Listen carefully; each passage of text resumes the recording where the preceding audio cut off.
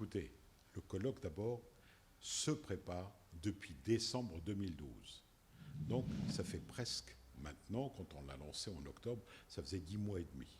Donc il n'est pas venu, il n'a pas été provoqué par le discours royal.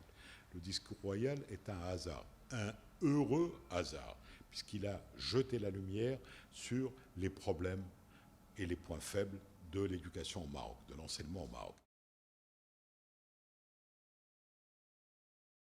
Écoutez, on a associé les syndicats, pas le gouvernement. Pourquoi? Parce que c'est fait exprès, parce qu'ils étaient en activité. On ne voulait pas écouter les gens qui étaient en activité, parce qu'ils allaient défendre un point de vue qu'on connaissait, parce qu'ils l'exerçaient. Nous avons préféré les anciens ministres de l'Éducation parce qu'ils sont passés par là. Et on leur a posé la question, quel est le bilan que vous faites et pourquoi ça a marché ou ça n'a pas marché et qu'est-ce qu'il faut pour que ça marche bien. Donc c'était un regard objectif et distancié. On n'a pas appelé, mais pas parce qu'on ne respecte pas du tout. On aurait voulu inviter le gouvernement, mais on a préféré être indépendant pour juger ça. Cette charte, d'abord, j'y étais. J'étais un des membres. J'ai travaillé en tant que société civile. On était 2 personnes, moi et Bramor. Et Amina El-Mrini, 3 de la société civile. Après, les autres, c'était les partis politiques, les syndicats, les ulama et tout ça, avec Bzeb El-Fri. Donc, on a travaillé dessus, je la connais très bien. Figurez-vous que 10 ans après sa parution, même pas 5%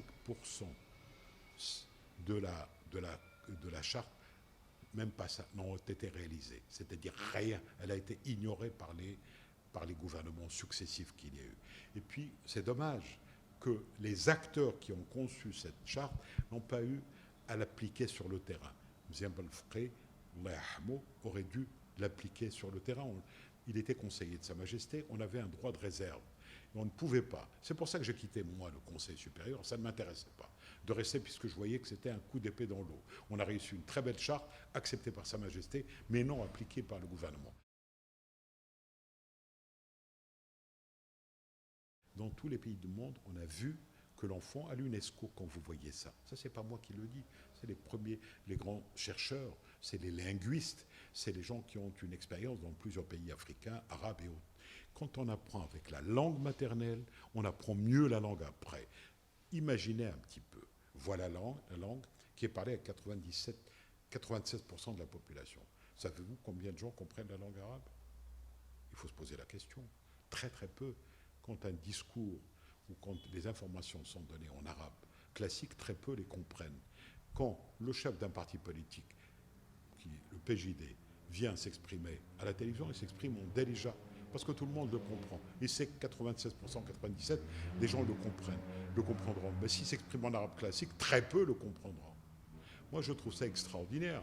Ces donneurs de leçons qui écrivent des articles fabuleux. J'en ai un ce matin, je ne veux pas citer son nom. C'est un érudit, un homme remarquable.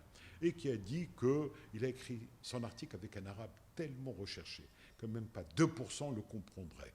Bon, c'est quand même ridicule. Ça devient la langue des élites. Voilà ce qui est fait. Donc nous, on l'a envoyé à Sa Majesté, mais on l'a envoyé au chef du gouvernement, on l'a envoyé au ministre, on l'avait bien sûr envoyé au Conseil, on l'a envoyé aux journaux. Le problème qui arrive, c'est que certains ont écrit des articles,